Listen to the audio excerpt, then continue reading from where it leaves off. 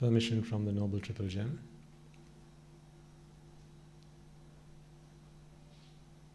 My teacher, the Most Venerable Guru Thero, and the congregation of the Mahasangha.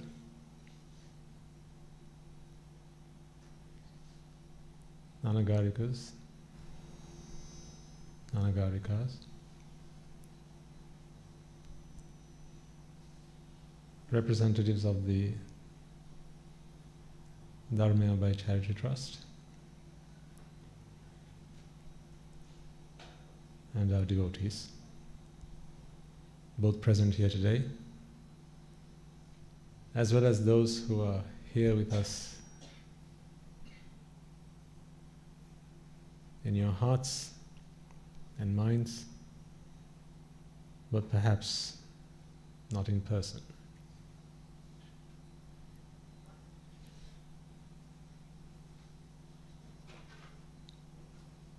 At the dawn of a new year,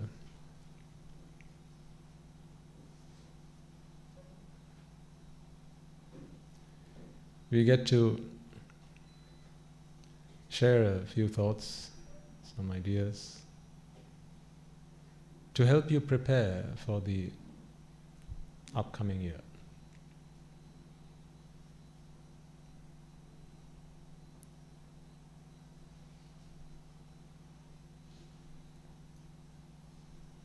Human beings are always ever hopeful. In their hearts, there's always a burning desire. And there's always hope that tomorrow will always be better than today. This is human nature. It's that promise of a brighter, better future, a better tomorrow that gets one up in the morning, out of bed, and off to work, school, wherever the day might take you.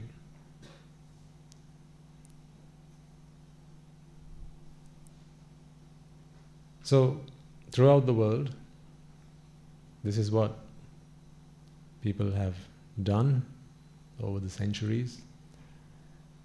And for as long as humankind has stepped foot on this planet, and they have existed among the birds and bees, this is what people have learned to do. Doing the same thing over and over, they expect a different tomorrow though. They expect a different future. They expect something better will come to them and for them. A wise man once said, doing the same thing over and over again and expecting a different result or a different outcome is insanity. Let's be honest. If you take a moment to consider and reflect on what perhaps yourselves as well as most of the people in your lives do and have done over the past year, and perhaps intend on doing over the next 365 days, it's the same stuff over and over again. But I'll admit, now you are a different kind of person. But the vast majority of people that we come across are in this trap. Let me tell you a story. Once upon a time, there was a wise old man.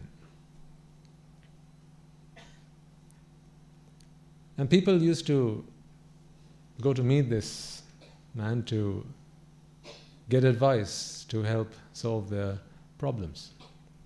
And he was quite popular among the locals. He lived by himself, but he was regarded as very wise and educated, and he would always help people when they came to him for help and counsel.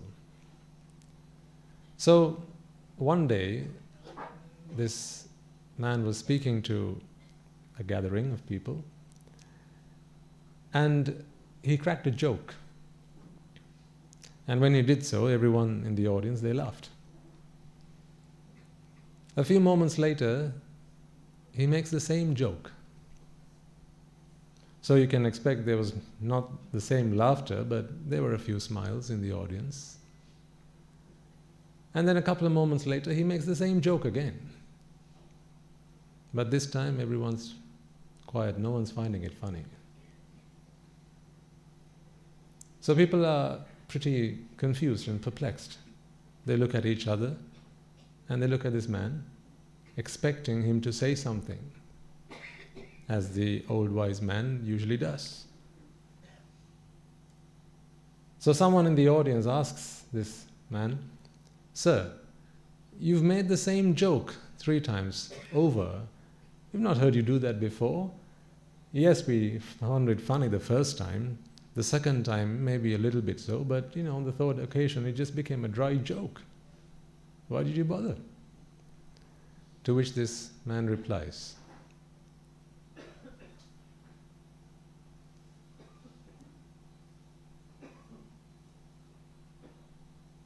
"You don't laugh for the same joke over and over,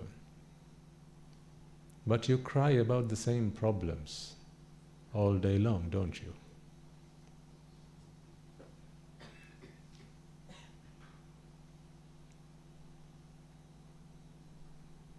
How true. People cry about the same problems all day long, every day. But they keep doing the same thing, hoping something will be different, something will be better. Eventually, it'll all work out. That, dear friends, is called insanity. That is the insanity that we are hoping and we are trying our level best to free you from. It is the insanity that we once lived in. It is the insanity that had us captured at one point in our lives. But our merits came to save us. Our teachers, they showed us the path, they cleared us a way, and they opened our eyes. And we realized that it was not enough to keep doing the same things over and over, expecting a different result. So we started to make a few different choices about our lifestyle, our livelihood, and what we need to do in our lives to get to a different destination. Unless you change the set of the sail, you will never get to a different destination. I think that is the most important realization one needs to have as they set course for their lives. You are all living proof that 50, 60, 70, 80 maybe years of doing the same thing over and over is not going to get you to a different destination. After I'd done 25 or so years of that, my teacher rescued me. And he drilled that into what was once a thick skull. Today, my eyes are open, and I make it my life's ambition to help open eyes of others and those who cross paths with me. So I invite all of you to think about what that wise man said.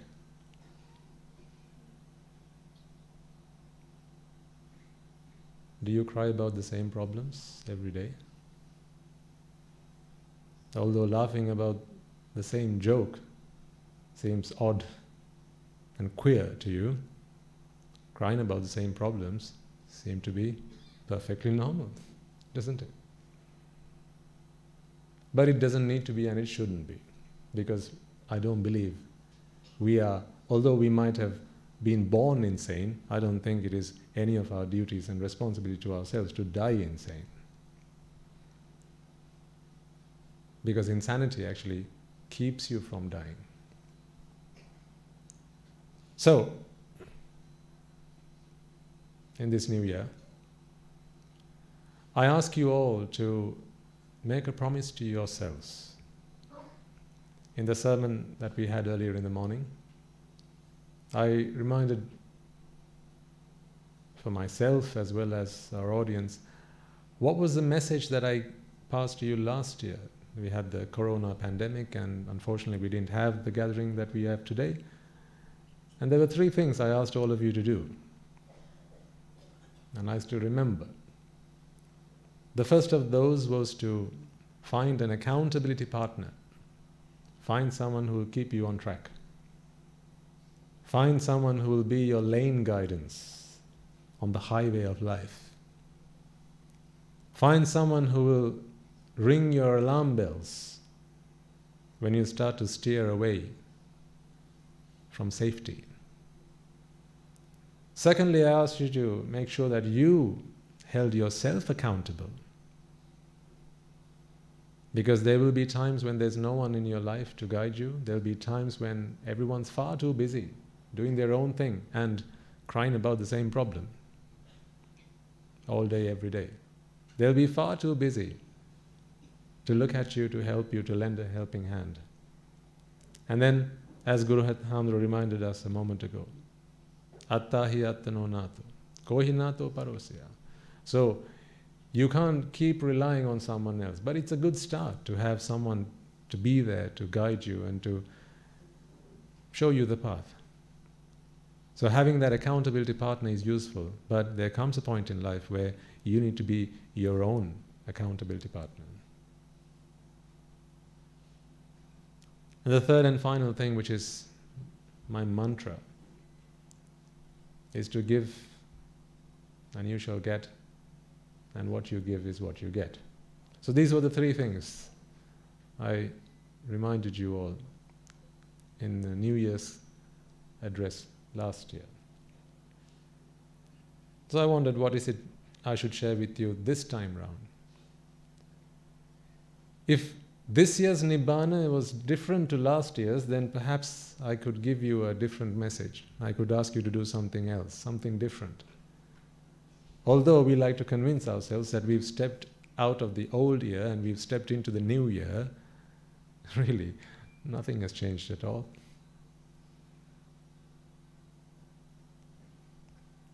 I don't think Gurudeva has left anything for me to add to that message which he clearly laid out in front of us. So that's pretty obvious, it's very clear. He made it pretty clear to us. But what I ask you to do is to make sure in this new year, folks, that you dedicate life for yourselves. Oftentimes I get to speak to people, they come and share their life stories with me, and one thing that they often ask me is, I have a lot on my plate, lots of things I need to do. I have a family to feed, I have work, there are people who rely and depend on me. From looking after my family to I have to lead this country, I'm the ruler. How do you expect me, Bhante, to share my time and balance my duties and my responsibilities between that and what you're asking us to do? I get that question a lot. I think we all get that question a lot. It is probably the most popular question in the sasana. To which my answer is, if you are a mother or a father, let's say of 2 children, and you say you are pretty busy looking after your family, but also attending to your chores and fulfilling your duties to your workplace and your village, your school, your country, your nation, whatever, you've got to admit, if your 3rd child comes along, planned or unplanned, if a 3rd child was to come along,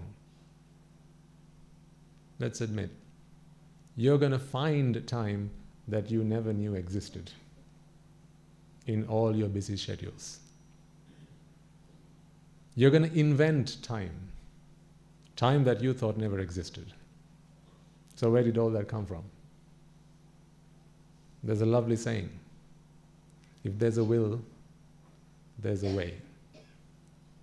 I ask you in this new year, folks, to make sure that you have a will that is strong enough that will make a way for you to get to your ultimate destination. Because when everything is said and done, after you've served your families, after you've served your workplace, after you've served your locality, after you've served your village, the town, the country, and the world, after all is said and done, remember, your days are numbered. So when that day comes, nothing that you will have done for others will be yours to take away with you. Whatever you have done for yourself is the only currency that you can take from this world into the next. So I urge you, parents, children, young ones, and the elderly, men and women, friends, and to be friends, I urge you, in this new year, make sure that you set aside time for yourself. When you get back home, take a moment to ask yourselves, how much time have you allocated to serving others? How much time actually have you set aside for yourself? If in the old year all you had the opportunity was to come to the monastery, listen to a sermon once every fortnight or once every couple of months, then perhaps in this new year you can make it your new year resolution to try and find another day. Set some time aside for yourself. Because remember, when all is said and done, what's left is what you've done for yourself. We've all come here alone. And if you understood what Guru Thamdro explained to you a moment earlier, we all live alone, although we try to convince ourselves that we have Tom, Dick and Harry and every man, woman and child around us. We have a brother, sister, son, daughter. This is all a fantasy world that we build around us. We've all come along, we live alone, and actually we leave alone. For the time we spend here, thanks to our insanity, we feel like we have companionship. It's just a little joke that we like to tell ourselves. I think it's the tickle that we do to ourselves to keep us from crying. So, I think it's time we stopped tickling ourselves to laugh, to laughter, opened our eyes, embraced the truth that lay bare before us, because it has been pronounced and proclaimed in every possible way. If I understand it, so can all of you. There are no barriers to understanding this. If you have been born either as a Dvihetuka or a Trihetuka, then there is no reason why you can't understand this. Make it your New Year's resolution to assimilate this. Get this into your hearts and into your minds, and make this a year that you don't keep crying over the same problems, repeating the same thing over and over, expecting a different result. Pass this message to your friends, to your loved ones especially. If you love them, then do what is right by them. What is love otherwise? Love is but a selfish emotion unless you exercise it in the benefit of the person that you claim to love. Otherwise, it's just a selfish emotion. Love is no better than hate, really, unless you exercise it in the benefit for the betterment of the person that you truly claim to love. So, I invite you all to think about these things. It was such a wonderful occurrence today that we got to hear Guru Thamdro give us a fantastic, I don't think any praises I can sing is going to really